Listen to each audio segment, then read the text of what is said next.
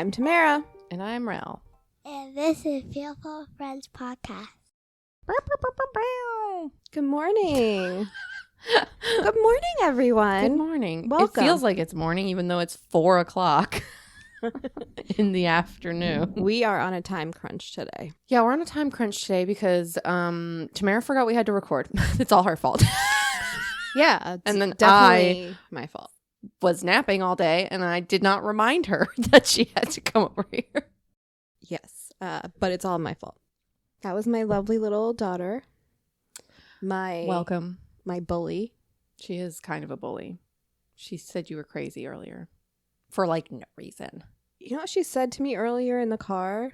She goes, "You have a bad personality." It's like, how does she even know what that word what? means?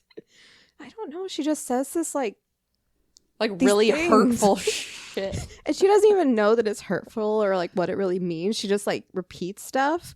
But when I hear it, I'm like, wait, what? Huh? She really is a bully. It's just not cool. I would like to know where she's learning this from. The other day, she's like, your hair makes you look really old. And I'm like, what? Remember what I told you? Was it like last episode or the episode before where like teenagers are so mean? She's getting there. She's getting there. She scares me. I don't know where she comes up with this stuff, but it really just hits me right in the gut. Well, I just keep looking at her little tablet screen because I'm just like, she's got to be learning it from like some YouTube videos or something. Yeah, definitely. But then she's just like watching Minecraft videos. Yeah. And I'm just like, unless they're little bitches on Minecraft, I doubt it's from that. Yeah. Oh, who knows? I'm a bad mom anyway. You are not a bad mom. You are the best mom. My hair is really boring. Or does it make me look old? I don't remember. Does it matter? It doesn't factor into how you mother. Her hair looks weird as fuck, but Listen, someone just decided to put the top of her hair in a bun. I think she's adorable. She is adorable. I haven't brushed her hair today, but I've never seen her hair this short, except for when she was a baby. yeah. We cut it. Fresh out of the womb. Her hair is so much brushed. Anyway, we need to move on. Yep. We are on a time crunch. We have to get this done in an hour, and bitch over here said she had 28 pages of notes. And I said, what? How was your week? Busy. I'm so tired. I'm so burnt out. But we're moving in the right direction. Training for a new job. Schedule's going to be changing soon. It's going to be great. Good. In the meantime, I'm suffering. Oh, How was your week? very hard. Again, we were really short staffed. We're already down 2 staff members. Vacation or? And then one person was on vacation. Oh, so what happened So we to the had- other 2? They just call out? Quit. We're down 2 people because one got fired and one quit. Oh, I didn't know about the one that quit. Yeah, he was the one that lied about having cancer. Oh, so he finally ended it. Yeah. That's good. Yeah. So I'm assuming your boss confronted him. No, he had just like sent a message that was like, I resign. yeah, exactly what he said. Oh, okay. Yeah. What a You're twat. All right. Goodbye. I don't really want to be associated with someone who pretends to have cancer. Yeah. We were just really, really understaffed. Why? I just found my debit card. She just pulled her debit card out of her pants. Not her pocket. Her actual pants up by her crotch. The fuck? It's a good place to keep it. Clearly, it's very like safe there. Just stuck right to your skin and didn't budge. Who needs wallets anymore? Yeah. Or pockets or... Listen, they don't put pockets on any of my pants, which is why I have to hide my debit card in my pant leg. You don't need Apple Pay. You just need your pants. Exactly. Apple pants. Apple bottom jeans. That's a new meaning. What were we talking about? Your week? Oh, You're yeah. Or just short-staffed? like, people were just so fucking rude. Like, we're working really hard and they just, I'm like, how can you be so mean to people when you see how hard we're working? Because they don't Like, give a clearly fuck. we don't have anything to do with it. We're the ones that are fucking suffering here. And like, my clients are also suffering. It's not fair to them. I actually ended up calling HR because I was just so frustrated by the situation that we were in this week. And obviously they don't have any fucking solution. No, but I they're just gonna had be to thank you for voicing your concerns. Exactly. Now get back to work. Exactly. But I just had to have something on the record that's like, we're kind of drowning over here. Yeah. And it's not fair to my clients. So when you get a whole bunch of customer complaints, just know that's why. Yeah. On top of that, I got called to pick up Em early from school because she had an ear infection. So that's why I called HR, because like I didn't know what to do. There was 3 of us there. Yeah, what can you do? You can't just leave if there's nobody else. Like, I was the only teller, but my child's sick. And so I call them and I'm like, what do you want me to do? What do I do? And they're like, well, you have to make that decision. And I'm like, what decision? I'm telling you. Like, that, I'm going to close this branch and fucking leave. Yeah. I was crying with HR, and like they were obviously like. What did you do? Was your boss unavailable? Like, to ask about? Yeah, they were like, you need to go to your boss. I was like, my boss knows. Well, you need to go to your the next higher up. They know. We have like 4 other branches that are in the same situation because of a staffing model that doesn't fucking work. So what'd you do? Because you obviously went and got her. Well, I didn't let them know, but I called my mom to come watch her after I went. But I didn't tell them that. Because as far as they're concerned, like, what if I don't have any family members that are close? People don't. Like, there are single moms. Like, yeah, this is bullshit. You have to support your employees, because when you don't support your employees, your fucking clients are going to fucking suffer as well. Yeah. And it's not fair to them. It's not fair to the employees who are, all 3 of us were busting our ass that day. It's not fair to my child or my family. Absolutely. So we need work reform. It's just, whatever. Maybe your branch just needs work reform. Or your whole company. They just need to, like, get it have together. more staff. Yeah. Like, I understand when, like, there's a full staff, maybe there's some extra people. Find something else that we need to do that for those other people that's going to make you some fucking money, so that when we do have people that are out sick, people that have lost their jobs, people that are on fucking vacations, we're actually able to do our job still. Yeah. Whatever. They'll never figure it out. I know I'm just like preaching to the choir, and all other fucking companies are just like that. All of the corporate bullshit. It's all about the bottom line and the fucking stakeholders that are getting these reports and are just shit rolls downhill. But whatever. That's why we're here to bitch. This is our platform to do so. So if you don't like it, get out. If you do like it, just come bitch with us. If you do like it, why haven't you sent us an email yet? Yeah. I want to know. Tell me. Oh my God. On my way over here, I drove past 2 brush fires. One right by my house. And they are not controlled, by the way. I'm not triangulating my location, but it's the second time the same location has been on fire in the last week. Yeah. The one up by me, they're starting to evacuate houses because it's like getting out of control. Well, it's already out of control. I was like driving over the bridge, like on the way to, the highway, and I saw all the smoke, and I was like, oh, it must be like a controlled burn, because I could see helicopters flying over, and I just figured they were monitoring it. And then like Matt called me, and he's just like, you see all this smoke? Like, it's really bad over here. And he was heading from like way down south, and I found a news article. It is not controlled. It's a goddamn wildfire, because it's a drought. Yeah. I'm so over it. Yeah. I know I just keep complaining about the weather and the rain, but we need it so much. But I see a 46% chance. I see a 40%. I don't know. 46% chance of rain tomorrow. Really? We're going to knock on every single piece of wood in the world. Oh, I'm like, that's not wood. Speaking of, though, pause. I just keep hitting this cable. I hope it rains tomorrow so I can just sit out on my patio. Yeah, let's see what it says now. I fell asleep on my patio. Did I tell you about that? That's fucking weird. I don't know, but it's too hot to be doing that. See, now we're down to 24%. Now it's not going to rain. I know. And the world's going to catch on fire. The other day, the one day we had that rain, I was sitting out on my patio. It was after work. I put dinner in the oven, went and sat out on the patio. Oh my God, you fell asleep with dinner in the oven? I burned dinner.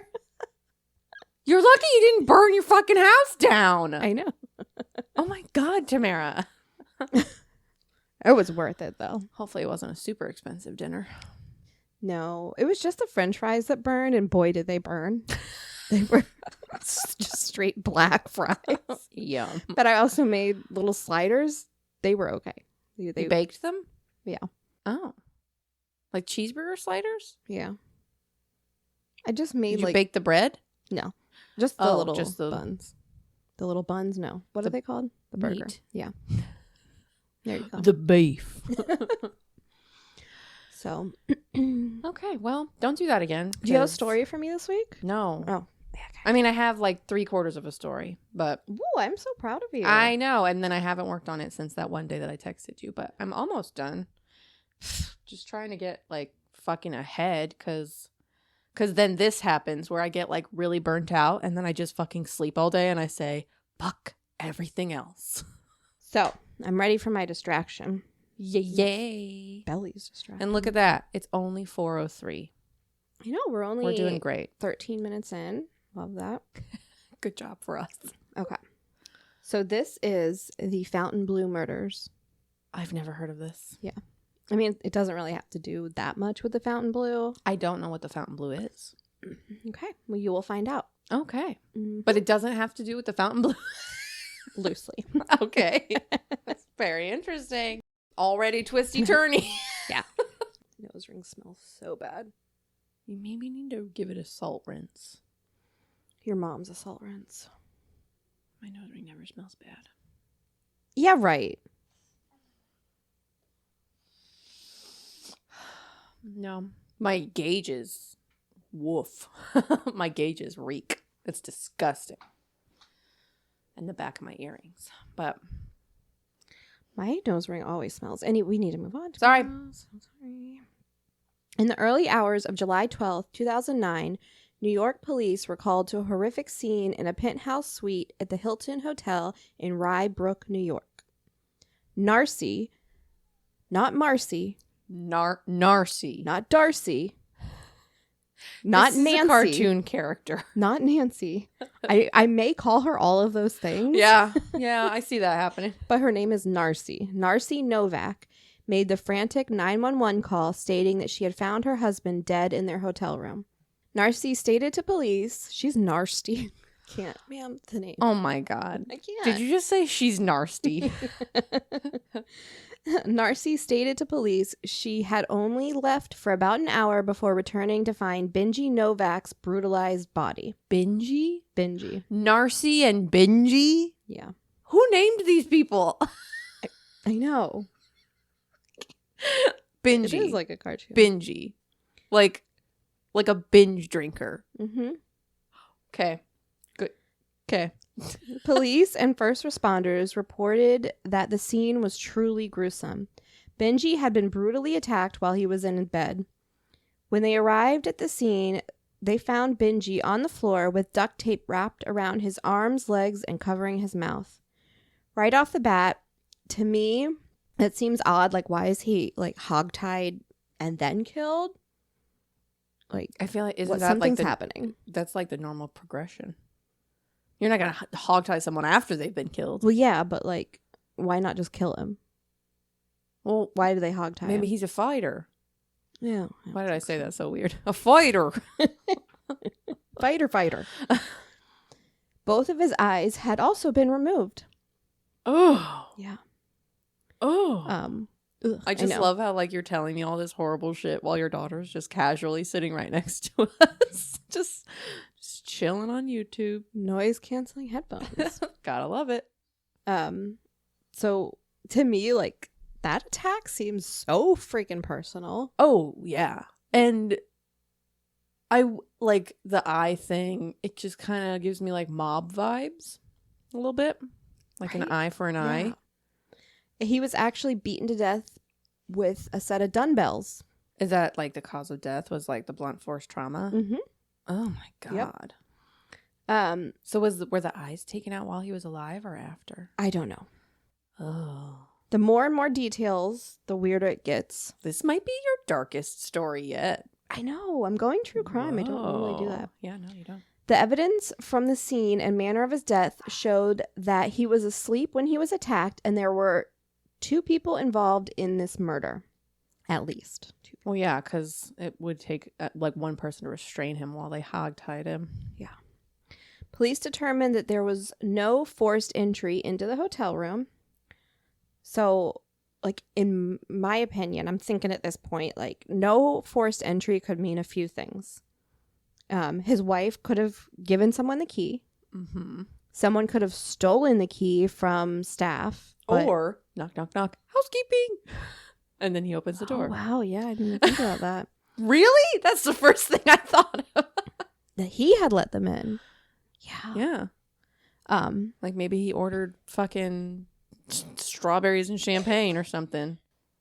But it was so brutal, so I felt like this wasn't random. No. No, you don't randomly do it. Well, I mean, unless you're a serial killer, but serial killers tend to not work in pairs. But like you randomly just find an unlocked door or like plan this, but then they use dumbbells from the hotel. Like it's weird to me. The dumbbells were from the hotel gym? I'm assuming that they were in the room. I don't know, but if okay. you're gonna like look for a weapon, you're not like, let me get dumbbells. And if the dumbbells were there in the hotel room, that means they came without weapons. Right. Which is like, did you just say that? Sorry. No, I didn't. You're like, right. Like No. I just said that. So like I'm writing this as I'm listening to the podcast. It's called Moms and Mystery. It used to be Moms and Murder, but they changed the name. So I'm listening to their podcast while I'm doing this. So it's kind of like, I didn't know what was going on. I just had no idea. But so I just like felt like his wife had to have something to do with this, because Where was she? She had left and come back to the hotel room and found him. Benji was born January 19th, 1956. Did you say Benji? Benji. Oh, I thought you said Benji. Benji. Like binge drinker. Benji. Are we saying different words? Well, you just said Benji. Like the dog. Benji. Benji, yeah. I thought you said Benji. Benji. I'm not hearing the difference. Sorry. That's the title right there. Benji or Benji. Oh, God. He was born January 19th, 1956 in That's your Manhattan. wedding anniversary. It is my wedding anniversary. Aww. Yeah.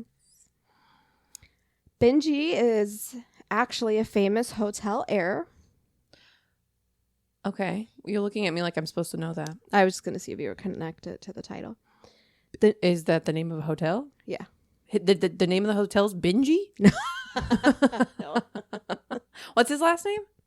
Novack, but the hotel is the Fountainebleau. Oh. God damn it. I'm so stupid. Benji? Wow. Do they have a Fountainebleau in Vegas? No. Okay. Then I got nothing. I don't know anything about the Fountainebleau. The Novack family were well known for their high profile. Police thought that the wealth and status of this family probably had something to do with Benji's murder. Yeah. Mm-hmm. Yeah, I get that. His parents created the Fountainebleau Hotel in Miami. Oh, it's in Miami. Yeah, that's why I chose this. It was like Florida. Oh, I'm sorry. I thought we were in New York. He did get killed in New York. Okay. The hotel that they created was in Miami. But this didn't happen at the hotel in Miami. This is just, okay. That's why I said it was loosely based on the title. It's too early for this. I know it's 4:00, but I did just wake up from a nap. Benji's parents met in the 40s when his mother, Bernice, was a successful fashion model in her late 20s, and his father, Ben Sr., his name was Benji also. His father, Ben Sr., was already in the hotel business. How old his father was, no one knows, because they don't report men's ages like they do report women's ages. Like, they had to say her age, and I was like... That's funny. I couldn't find his age, like, anywhere at that time. because she was so young, maybe he was like way older. Right. And they were trying to like leave that out because the scandal. Well, they put this in. Ben Sr. was still married to his first wife, and Bernice wanted nothing to do with a married man. The scandal indeed. Ben Sr. and his wife ended up divorcing around a year later, and he showed back up in Bernice's life asking her to date him. Of course, they did. Of course. And they were married the following year in 1951. Such a hasty engagement. I know. I just don't get it. You do not know somebody after a year. No. I don't even know someone after 5 years. It wasn't even until, you know what, we're not going to get into this. Okay. I'm still learning some of Matt's habits. In 1952, they bought a mansion in Miami for $2.3 million. In the 50s. Yep. Which means today it would be like a lot. $700 million. Yes. Don't quote me on that. Don't quote us on anything. Please. We just do the best we can. We just don't know a lot of stuff. Ben Sr. hired an architect to design the Fountainebleau, which was at the time the largest hotel in Florida. The hotel, as we know, was a huge success. Do we know that? I didn't know that. I guess already now stated because it. Yeah. Yes, I did say that. Oh, look how big your font is. That's why it's 28 pages. Sorry. For many years, the hotel was so well known it didn't even have a sign out front. You just like go there and just know. You just know. Is it blue? I'm sure they have some blue. Is there like some identifying feature? I don't know. I'm always scared of going to places that don't have like a name on the window or whatever. Yeah, they do now.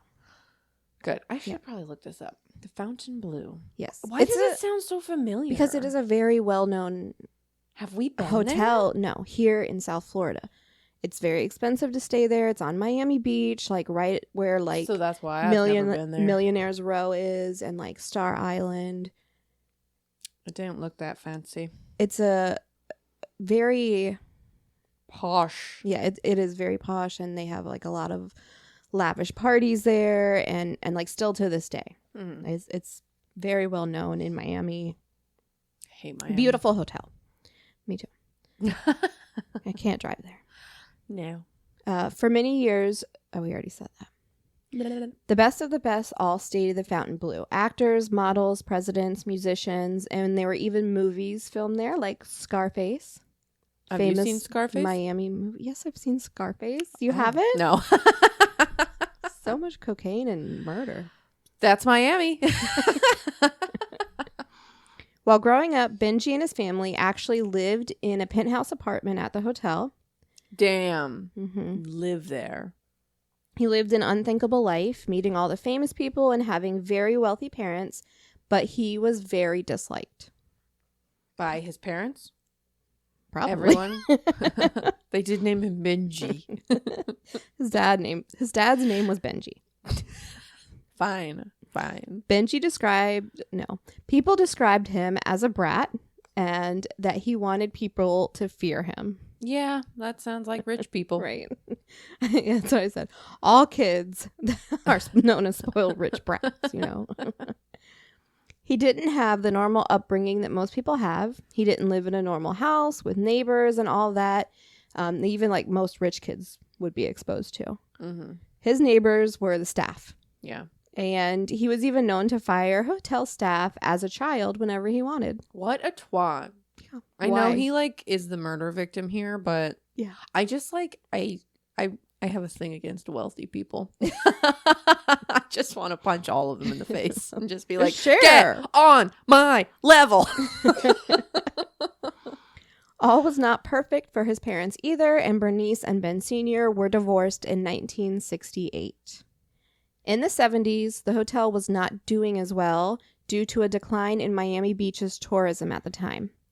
Due to this, Ben Sr. had to declare bankruptcy and lost ownership of the hotel. Whoa, a fall from grace, indeed. At this time, Benji was 21 years old. He was distraught over the loss of the hotel business and thought... he started getting Benji with it. Yeah, well, he probably already was. Oh. He thought of his father as a failure. I'm sure he had envisioned this life of easing into his father's footsteps and having it made in the shade and inheriting a successful business. He, of course, was 21 and knows everything. Yeah, as one does. Benji was a hard worker, though. He did begin his own company, Novack Enterprises, which hosted and oversaw conventions, like all over. Right? That's exactly what it sounds like to me. But it was very successful, and it made Benji a very wealthy man in his early 20s. So he didn't even need his dad's money. Right. Well, I mean, I'm sure it didn't hurt to have that, Yeah. This did not do anything positive for his egotistical attitude for the people around him. He had a lot of enemies due to his arrogance. In the 80s, Benji sought out legal guardianship for his father, who he said was in failing health. Benji tried to have a judge find Ben Sr. mentally incompetent and have the legal guardian take over his father's finances. And he would be the legal guardian. I don't really know whether or not he wanted to be the legal guardian or he just sought out legal guardianship. Seems like he would want the money. Right. Wasn't much money, though. Oh, yeah, that's true. Bankruptcy and shit.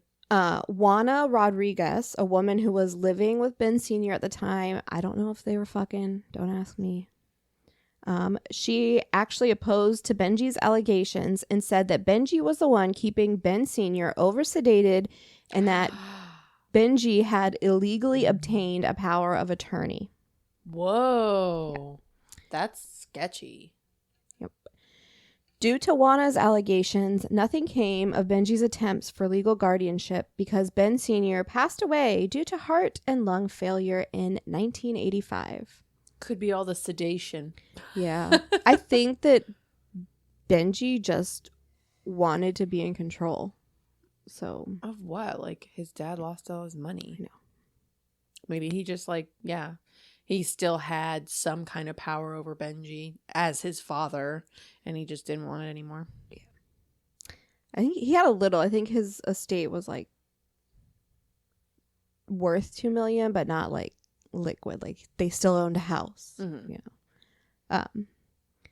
Ben had very little left at the time of his death, and what he did have went to Benji just the way he wanted.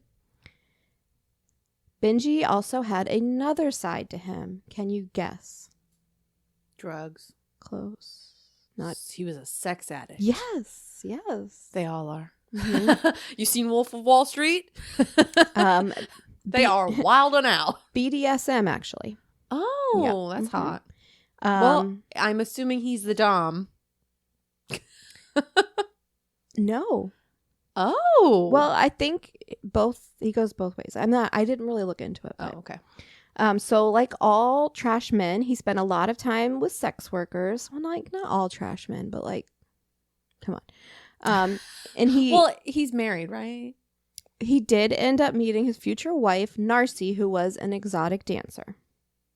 Okay. Yeah. Nothing against the sex workers, just no. The gross, we don't like Benji. The gross, people they have to deal with. Yeah. I thought he was already married. Not at this time. Well, that's good at least. He's not a cheating slug. Not yet. Slug? I thought it was. What an insult, Rel. I thought it was a good one. You liquor. Narsty was born in 1956 and had one daughter before she moved from Ecuador to America. Her daughter's name was May. Okay. It's a cute name. That is cute. She was working in a bar in South Florida as an exotic dancer when she met Benji. They hit it off and were married in 1961. Benji, however, did not give up on his lavish bachelor lifestyle after he married Narsty. So he is a gross slug. He is, yeah. Okay. He still enjoyed the BDSM scene and would still meet with sex workers and exotic dancers and was unfaithful to Narsty from the beginning of their marriage. Was she open to this? Doubt it. On top of that, Narsty and Benji's mother, Bernice, did not get along, which is difficult because Narsty and Bernice both worked for the convention business for Benji. Like they worked together and hated each other. Yeah. Luckily, Novack Enterprises was very successful despite the family hostility and was bringing in a whopping $50 million a year. Whoa. Conventions. Yeah. Who would have thunk it? Who would have thought? Well, I mean, Comic-Con's a pretty big deal. Yeah. hurricane expos, home shows, wedding conventions, hair conventions. Let's spend the next half an hour listing all the conventions. Plant conventions. Ooh. I BDSM. can't think of any. Oh, yeah. I'm sure he attended lots of those. Because of his wealth, Benji had a prenup agreement made before he and Narsty were married. I'm going to call her Marcy. I can't help it. What the Narsty? She's not Narsty. American. I understand. That doesn't even sound like a foreign name. It just sounds like somebody misspelled her name on their birth certificate. That's mean. I shouldn't. Unless she's a murderer, in which case I'm going to make fun of her all I want. Okay. The agreement stated that should they divorce, Narsty would receive $65,000. Period? That's it. Per month? No. Per year? Forever. What in the world? I know. That is... What? But if Benji died while they were still married, like Narsty had outlived him, Narsty would receive his full estate, which was valued at $10 million. That is so fucked up that he was only willing to cough up 60. Not that I'm like a gold digger or anything like that, but like that's a fucking sneeze for you. And that's right. I'm just speechless. What a dick. What a dick. I know. Rich fucking dick. So she would receive his full estate if his mother, Bernice, was no longer living as well. Dun, dun, dun. My God. So, yeah. Benji's estate, the next person was his mom. If his mom wasn't there, then Narsty. So she's got to kill both of them. Mm-hmm. Oh, damn. Okay. I'm ready for this. As we know, Narsty and Benji's Mary? Hold on. Let's circle back really quick. Okay. Were there any stipulations on how he died? No. So, like, he could die a violent death of suspicious circumstances, and she could still get the payout? Mm-hmm. See, that's weird. I would specify in my, like, will, like, if I die of murder, no one gets this money. Well, there are definitely, like, laws. And someone did it to me. There are laws in each state for that, but and then there's also, like, in life insurance, if the person is found to be, like, murdered by the inheritance of this insurance, then they can't have it, if they died at their hand or whatever. Good. So carry on. Sorry. As we know, Narsty and Benji's marriage was really strained and dysfunctional. In June 2002, Narsty handcuffed Benji to a chair in their home in South Florida. I bet he loved it. As part of their BDSM roles. Eventually, Benji got tired and Narsty decided to punish him. She blindfolded him in the chair and repeatedly hit him and threatened to, quote, Lorena Bobbitt him. Oh my God.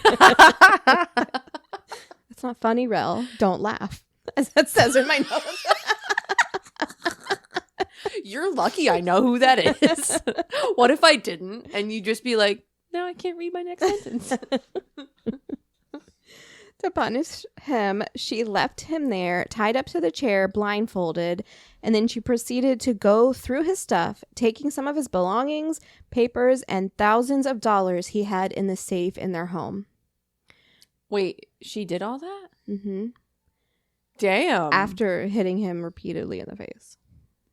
Narsty also had another man. Well, you know that there are some, like, there's like a kink where not only is it like a beating thing, but they also get off on having their money taken from them. Oh, I will do that. I know, right? I'll take anybody's money. Yeah. They just like, they drain their bank accounts and stuff like that. And they just spend all this money on crazy shit and put them into debt. And like the guys will pay you to do that.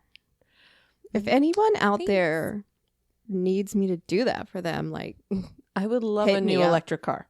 Yeah. Narsty also had another man in the house while all of this was going on, and she had the man act like there were multiple men raiding the house to scare Benji. This Okay. I kind of like her. I'm trying to picture it like this one man trying to like pretend he's multiple men. Standing over by the door, like clopping his feet on the ground, like, oh, I'm over here now. And he's like jumping over here, like yelling, and then jumping over here and yelling back. Throwing a rock over at the other wall. Oh, he's over there. Stop. It's not funny. It's kind of funny. Okay. They left Benji there, and who was the guy? No. She just said she just brought a random guy over to just make noise. Yeah. You know. Okay. All right. A for effort. Mm-hmm. Commitment. They left Benji there, and he was eventually able to free himself and called the police to report the robbery and that his wife had led the whole thing. Benji never filed any charges against Narsty and continued their dysfunctional relationship. So why did he call the cops? Thing that happened. Right? I don't know. Maybe that was part of the sex play. Yeah. Get the cops involved. Yeah. That way he can come to full completion. Ew. In 2008, Benji saw an online ad for a sex worker and reached out to this woman, Rebecca. Benji and Rebecca continued to see each other, and this turned into a full-blown affair, and he told Rebecca that he planned to leave Narsty. What? They always do. Douche. Yeah. Narsty found out about the affair, and instead of leaving Benji, because she would essentially end up with no money. I was going to say, if he leaves her, she doesn't get anything if he leaves her? If it ends in a divorce. Even if he's the one initiating it, she won't get a damn thing. Right. Oh, that's fucked. Yeah. Don't sign a prenup, y'all. Yeah.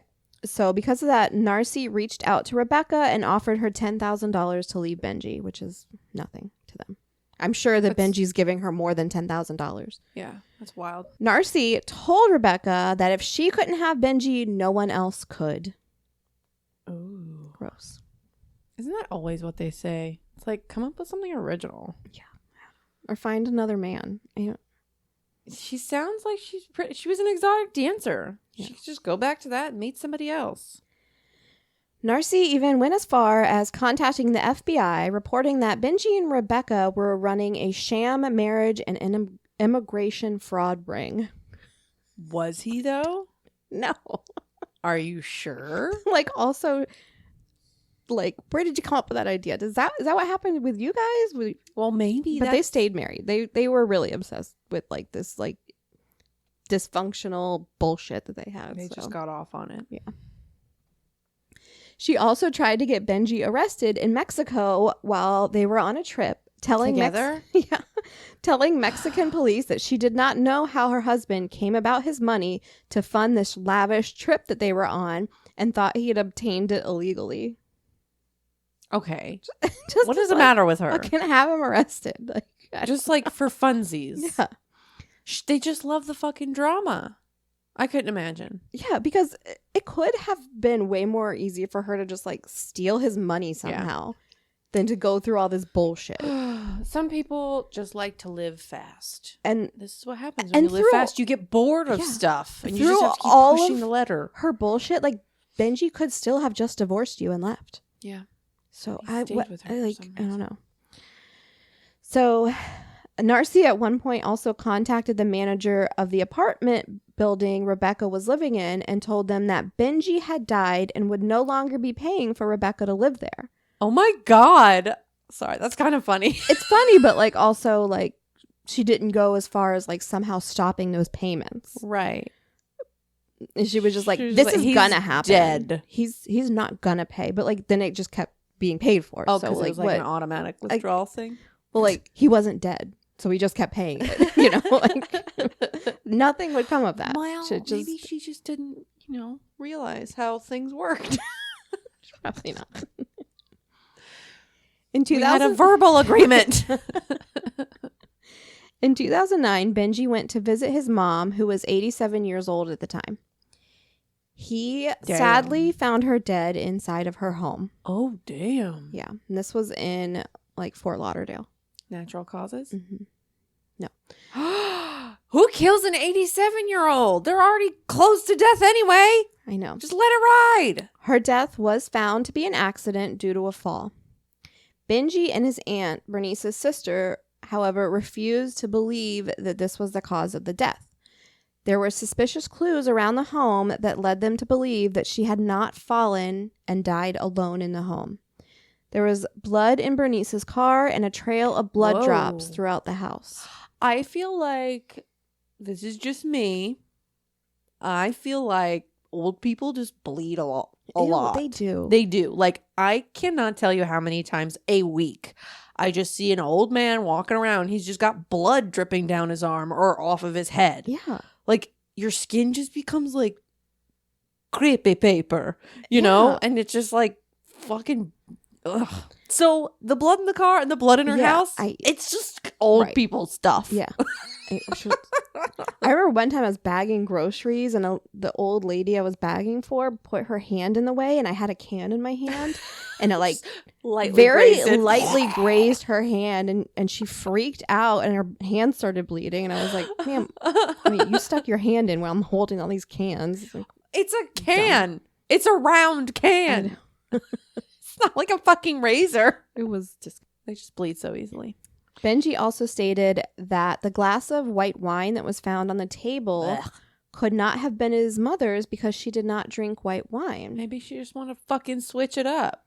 Yeah, maybe it was just there from the night before when her neighbor Gertrude was visiting. I don't know. Gertrude. Did they test the wine glass or because it was an accident nothing got tested? We'll see. Police Narsty? Was that your wine glass? Police, being the crap that they are sadly known for, did not take any DNA samples at the scene or investigate any further because the cause of death was ruled accidental. Yeah. They looked at it. She's 87. Yeah. She fell. What do we have to do this for? Benji stood to inherit his mother's estate. It was estimated at $2 million.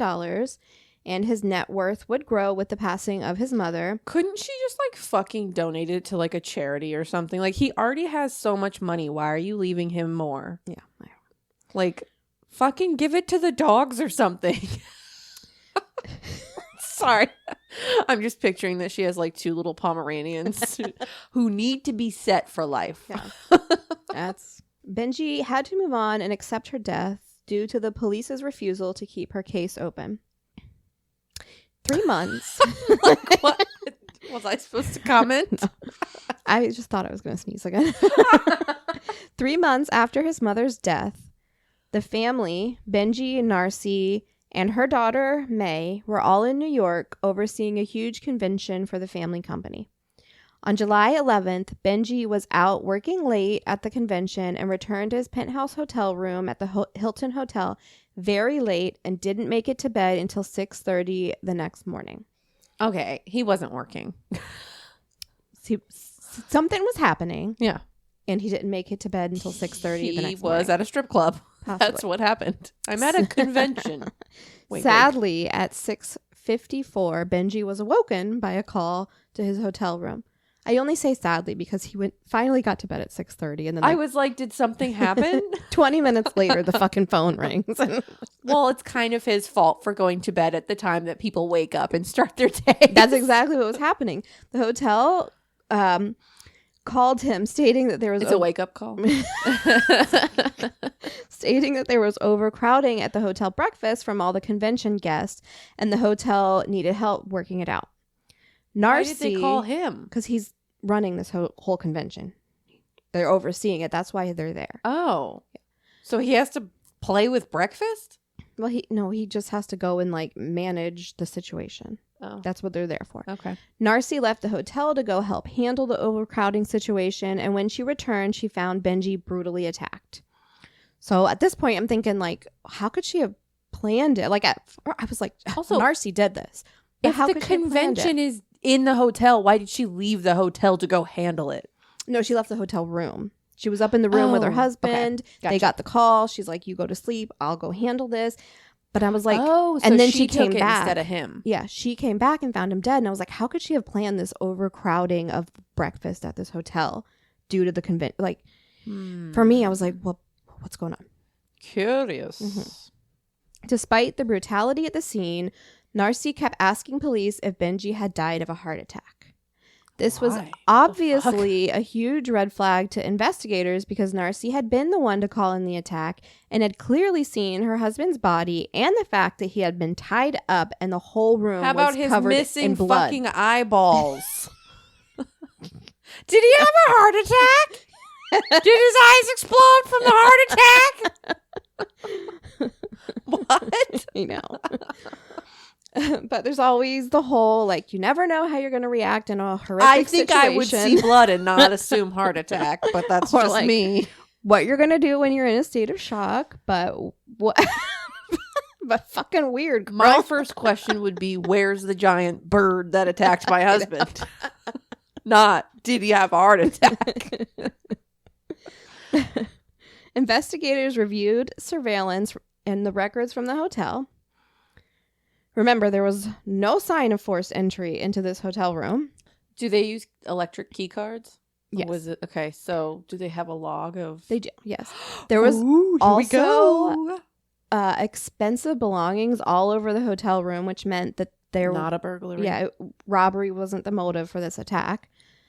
The room's card reader showed that there had not been any cards swiped in the door that day until Narsty returned to the room at 7:45 in the morning when she found Benji. So what about the 6:30 when he came home? He let her in? No, he came in that night, like the night before. He just didn't get to bed until 6:30. Oh, gotcha. It's a new day. Narsty leaves to go handle it. So the first key card swipe of the day was when she came back. Okay. She opened the door. So that leads us to believe that the let them in. Attackers were let into the room somehow. Camera footage showed Narsty downstairs talking to the workers of the hotel at 7:17, confirming she was not in the room at the time of the murder. She was interviewed by detectives for 8 fucking hours the day after her husband Benji had been found dead. That's fine. It was pretty horrific. I know, but like your husband dies in like 8 hours. Yeah, but like I've been in a room. They probably pulled up all of their like domestic shit. Yes. And they were just like, this is real weird, especially since we've already gotten a phone call about you tying him to a chair, beating him. It was their hiring thing. dude to like stomp around the house. Like, yeah, we're gonna keep you here and talk to you a little bit more. I don't feel bad. I know. I'm sure it's normal. It's just 8 hours is a long time. She told them that when she left the room around 7 a.m. to go check on the convention's breakfast, Benji was awake, in bed, and on the phone. Why? Which, like... Does he not need sleep? No, that adds up. The hotel called him. Yeah. And yeah. So he was on the phone. He was in bed. I would have gone back to bed. I know. So that all lines up. Her story lines up with exactly the records that they found. I don't like it. I know. Narsty says she may have left the door open when she went down to check it on the breakfast. Oh, why? Again, to me, this sounds odd because that would mean this brutal attack was not planned in any way and the right murderer was just there at the right time and found an open door and was like, I'm going to kill this guy now. You're just going to kill this guy that you don't know him. You didn't steal anything from the room. No. So you just went there just to kill somebody. Yeah. So that doesn't make any sense at all. That you just luckily happen upon this door. These wealthy people just leaving a door unlocked. And it's kind of difficult to accidentally leave a hotel room unlocked. Yeah, you have to put that little door. You have to put that little door thingy in there, and it's loud. Yeah. Narsty also divulged to the investigators just how strained their odd relationship was. Yeah. They had not even begun to ask about that, and she continued to spill all the details of their dysfunction. Oh, Narsty. She even went as far as to tell these investigators about all his sexual preferences, including the BDSM, Batman, what? Cops, amputees. Wait, what? I want to hear about the Batman one. and pedophilia. Oh, no. Ma'am, no one asked. No one asked. I need to know about the Batman one. Is he into Batman or does he like to dress like Batman? They both. I don't know. Or Is he just a man who really likes bats? Is he No. sexually fascinated by bats? I guess his mom had a huge Batman collection that he then that is dope.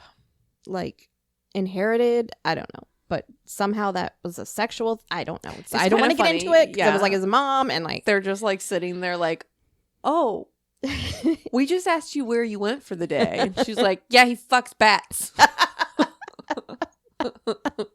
I don't know, man. Fucking weird. Also, cops and amputees. So who knows if that was true? I certainly fucking hope not. I also hope not. But also like the whole pedophile thing. It's just like.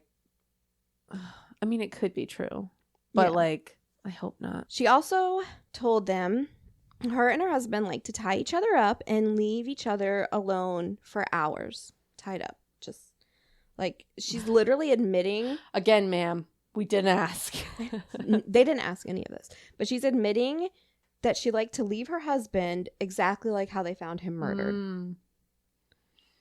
Sometimes we also like to play with like our eyeballs and take them out too. Narsty also accused Benji of assaulting her during their marriage, saying that he had abused her and even broken her nose at one point, and claimed that when she went to see a plastic surgeon to fix her nose, Benji paid the doctor off to also give her breast implants while she was under, and she awoke in shock to see what had happened to her and that she had not consented to that in any way. Again, unnecessary to the investigation, I guess, but also like just me. I don't believe that happened. I believe it happened. You believe a doctor risked? Yes. Dude, money talks. I feel like that would. I feel like that could happen, but also like again, why are you telling the cops this? She's just trying to paint him in a bad light. Mm-hmm. Like he deserved to die. See? All these reasons. Yeah. Through all of this... He fucks bats. Hello? Through all of this, she says she loves her husband and is 100% devoted to him. Okay, yeah. And wanted him to get help for all of his sexual perversions and addictions. Narsty also described how hard Benji was to get along with and how he made enemies everywhere he went. The investigators had Narsty submit to a polygraph, which we know is not like usable in court, admissible. It's not like 100% fact proof, but it did show deception in questions pertaining to the knowledge of her husband's murder. Ooh, called that. Yeah. Investigators were unable to charge Narsty with anything, and she was able to return home, even after she just talked to them. 2 days later, police were called to Narsty and Benji's home in Fort Lauderdale because a fight had broken out between Narsty and her daughter, May, after May questioned Narsty about changes that had been made to Benji's will that left everything to Narsty. May stated that she believed her stepfather, Benji, who was, as she states, the only father she had ever known, planned to leave her more in his will. The two women began hitting each other, and then police... Oh my God, why are you hitting your daughter about money? Police were called after Narsty hit her daughter with a motherfucking crowbar. What in the hell? I can't. I know. Girl. Get it together. It's just fucking money. That's your blood. That's your daughter. Oh my God. Somehow, May was not killed or even unconscious when police arrived, and May told the police that she believed Narsty killed Benji. Yeah. You just fucking attacked your daughter with a crowbar. She's absolutely capable of planning a murder. Yes, yeah. No charges were filed due to all this. Really? Really? Not even like fucking child abuse? Right. Well, she's an adult at this time, but... How about assault with a deadly weapon? I know. The family just love to get police involved in like their family drama. And then not have anything happen. Like, I'm just letting you guys know this, but I also don't want to file a police report. Yeah. But I want you to know that this happened. Just in case somebody else gets murdered in the future. Right. What? New York investigators continued looking into Narsty for her husband's murder.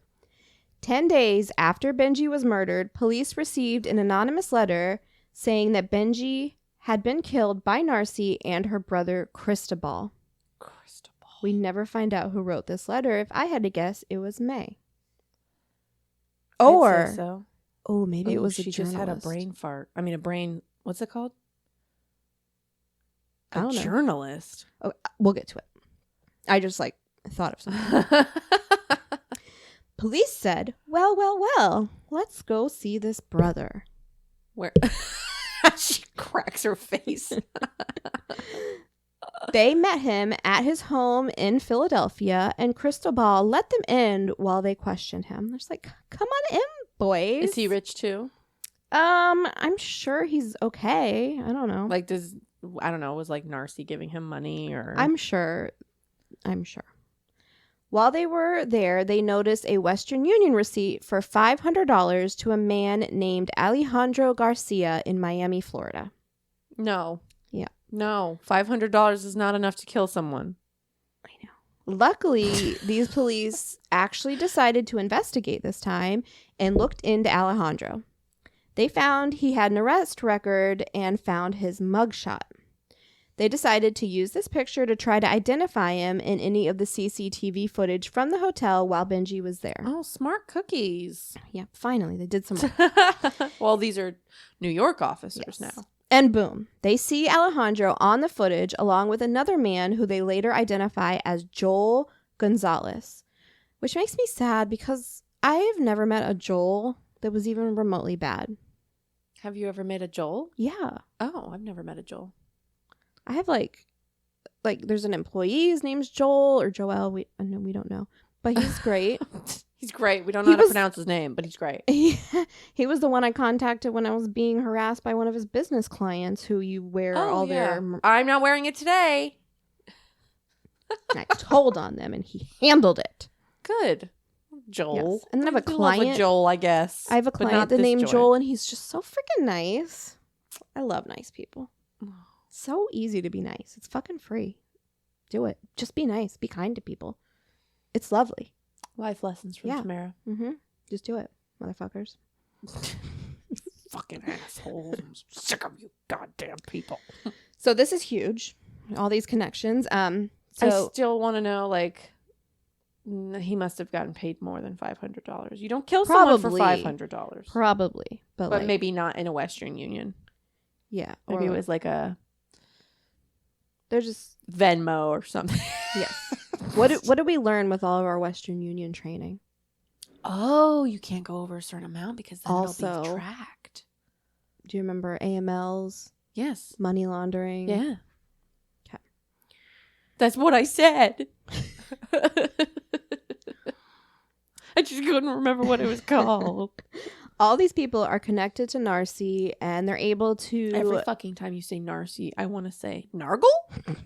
And I don't know why. I want to say Narsty. Maybe I'll just keep calling her Narsty. Well, yeah, we don't like her. So they're all able to trace it back to her through her brother Cristobal. She's so dumb. Yeah. So they are sure that they're on the right track with this lucky discovery of the receipt. Investigators were able to track Narsty's involvement with these two men to the time when Bernice, Narsty's mother-in-law, was found dead. Oh. So they tracked all this back to the same time. It was only 3 months difference. They obviously pushed that old lady over. Mm-hmm. Obviously, Narsty stood to gain the full inheritance from Benji if her mother-in-law was out of the way. Mm-hmm. Not to mention they also fucking hated each other. Police discovered Narsty had asked her brother Cristobal to hire a hitman to kill Bernice. After a few failed attempts, in April of 2009... to kill an 87-year-old? Just don't give them water. I don't know. Hide their pills in the nightstand. Sorry. That's so mean. I'm going to go... Stop. Well, I don't really care if I go to hell. So, in April 2009, Cristobal dropped Alejandro off at Bernice's house, where he hid outside until she arrived home and attacked her in her driveway. Bernice managed to make it away from him and inside of her house, where she bled significantly all over the house. And it was obvious to these investigators, like the New York investigators, that this scene did not show that it was a simple fall and that Narsty had managed to get away all that time with soliciting the murder of her mother-in-law. Wild. So this was step one of their plan. Seems like this was so much easier to just like wait for it to happen naturally. Step one of her plan. Really? Like it couldn't have been more than a couple years off. I'm sorry, but like that's just how like shit works. Maybe she just saw that Benji was getting ready to divorce her and she's like, oh, maybe she didn't want to wait a couple years. Yes. Cristobal had also hired Alejandro to kill Benji. Alejandro brought his friend Joel into the plot to assist him. Not Joel, Joel. I always want to say Joel too. Joel. Thank you. Joel. Cristobal told Alejandro that Narsty had been abused by Benji and that he wanted him to pay for what he had done to his sister. An eye for an eye. And that with Benji dead, Narsty and Cristobal would be able to take over the Novack business and gain Benji's full estate. The two men drove to New York, the two men being Alejandro and Joel, drove to New York and met Narsty at the hotel where she actually let them into the hotel room that morning that he died. She was actually present for the attack. I thought you said there was camera footage showing that she was downstairs handling shit. They were wrong. They were wrong about the time of death. God damn these cops. Narsty gave the men Benji's diamond-studded ID bracelet, which is just so dumb because what are you going to do with that? Very traceable. Yeah. You're going to take it to a pawn shop? Who's Benji? Benji, that dead guy? So I think they use that as proof to like, I have this. Yeah. Excuse me. That was disgusting. I didn't hear anything. Narsty also stole over $100,000 in proceeds from the convention that they were working and laundered the funds through multiple bank accounts and used the funds to pay Cristobal as well as her probate attorney. What's a probate attorney? So like when someone dies and you need to like work through their will. You have to pay for that? What if you don't have any money? I guess it comes out of the final thing, maybe. Yeah, that's exactly what happens. Wow. God, she's just a greedy bitch. Cristobal had also requested Alejandro attack his niece May because she was interfering with the inheritance by accusing her mother of being involved with the murder of Benji. Who? Cristobal suggested this? Yes. He requested Alejandro attack his niece. Does what's-her-face know? Nargle? I'm sure she did. Cristobal... What a horrible mother! I know. Cristobal told Alejandro to leave May beaten so badly that she would be left a cripple. Oh my God! Yeah. Thankfully, no attack was able to be made on May. In November of 2009, New York police found out Alejandro had been arrested in Florida on theft charges and used this opportunity to question Alejandro in the murders. After refusing to answer any questions, he accidentally implicated himself, telling the officers he wouldn't speak to them because he feared his family was in danger because the men involved were very dangerous people. Well, why'd you get involved with them then? Yeah. So he basically was like, I actually know what happened, you know? What a fucking idiot. Yeah. Cristobal did not know Alejandro had been arrested and was worried Alejandro might confess what had happened. Cristobal thought Alejandro had fled back to Nicaragua where he was born. Cristobal decided to hire another person to kill Alejandro. Oh my God.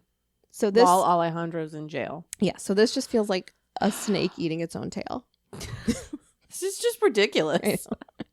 It just seems like maybe y'all should just go get a real job.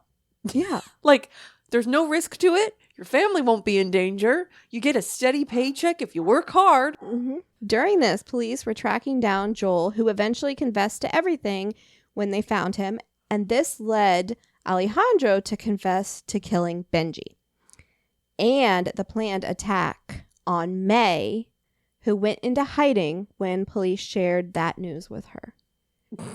Fuck. So May, at this time, she's an adult with 2 sons. Did she have to go into like witness protection, change her name and shit? I don't know, but fuck. I just wash my hands of that family. Wash 'em. While all of this was going on, a reporter named Julie Brown was doing a story on Benji's death and found out his mother had died just a few months before her son. She reviewed the police reports and found the scene suspicious and requested the results of Bernice's autopsy and saw that the injuries were not what she thought would be consistent with a fall. Fucking obviously. She's already... I feel like you don't bleed all over the house from a fall. Well, she's again, old people. Sorry. Already doing better than the actual enemy, you know? That's when I got this thought that, like, she was the one that sent the police the anonymous letter because she suspected it. I don't know. We'll never know because it was anonymous. Right. She brought this to police, but they denied her suspicions and refused to reopen the case to investigate and were even annoyed with Julie. So, yeah, maybe she did write that letter. Yeah. I don't know. In the meantime, police were making a deal with Alejandro after he had confessed to killing Benji. He told police that he had also killed Bernice. So Florida police were now forced to reopen the case to investigate. Yes. Jeez. Alejandro took a plea deal in June 2010 and pleaded guilty to interstate domestic violence. And as part of his deal, he had to testify against... What the fuck is interstate domestic violence? More than one Just state. like killing you're people all over the place? Lines. Like, you made us plan here to... whatever. Okay. He had to testify against Narsty and Cristobal in their trials. Alejandro was sentenced to only 17 years in prison for his involvement with the killings. In July of 2010, Narsty and Cristobal were indicted in the murder of Benji.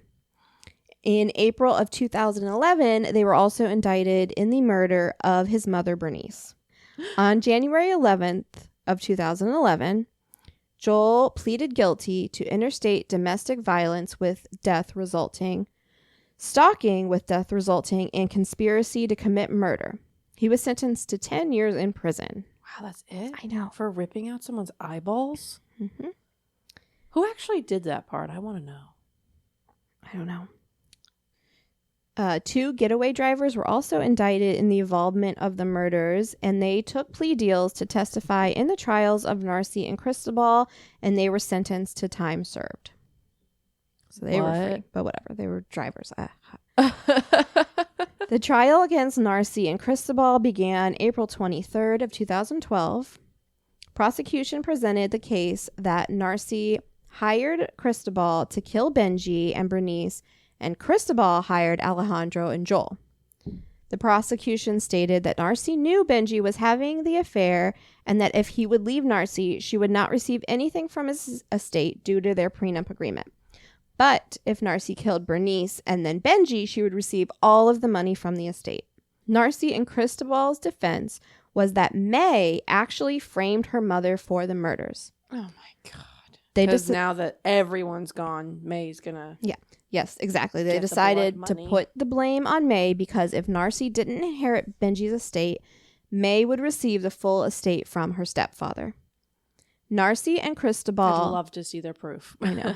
That were found guilty of the murders of both Bernice and Benji. What kind of mother would let her daughter take the rap? What in the fuck? Their official convictions were for racketeering, which is fraudulent business dealings, conspiracy to commit interstate domestic violence, stalking, and 4 counts of violent crimes resulting in murders. Both were sentenced to life in prison. But not first-degree murder?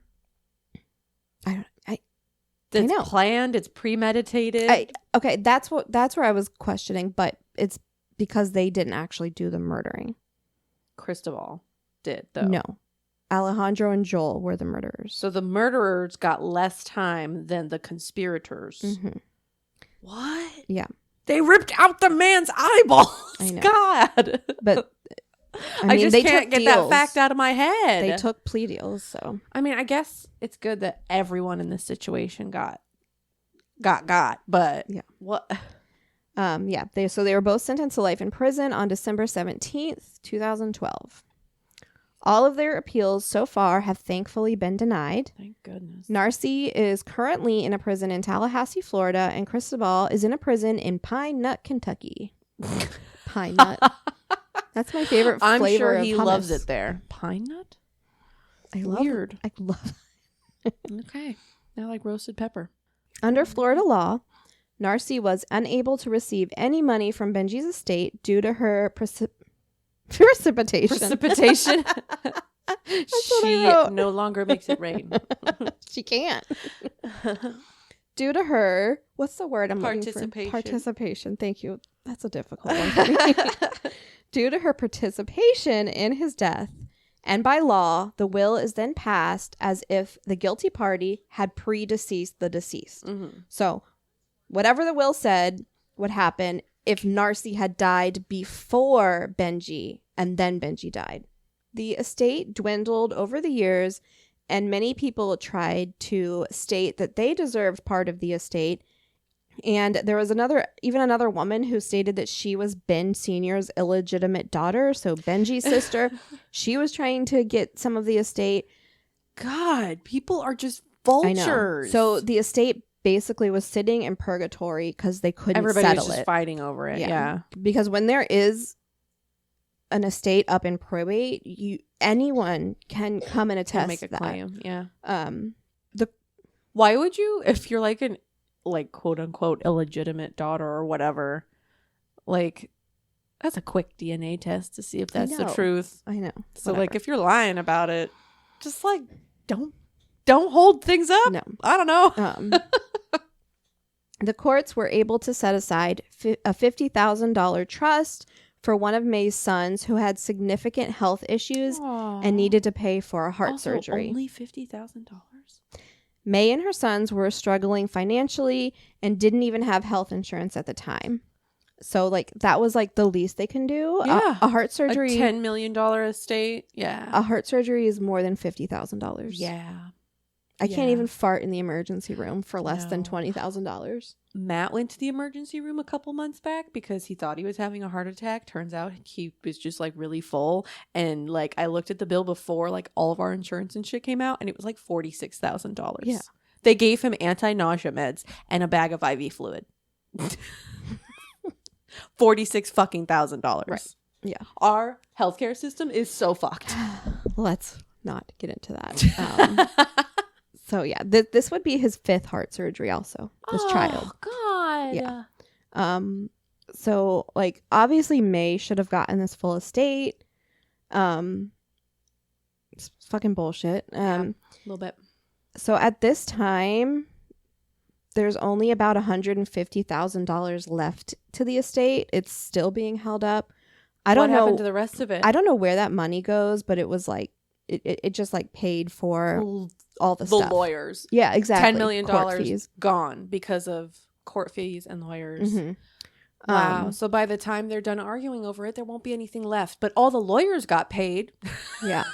Fucking assholes. I didn't see any more reporting past 2014, but what I did see is that it stated that May did stand to receive the full estate whenever they do settle it. Mm-hmm. There was no more reporting on it. So who knows if that ever will happen or did happen. Get a payout and she just disappeared into maybe oblivion. The appointed administrator and the trustees from Bank of America, where it's all held, are the ones who decide how it's going to be dispersed. So hopefully they figure that out. Yeah, it's only been 10 years since our last check-in.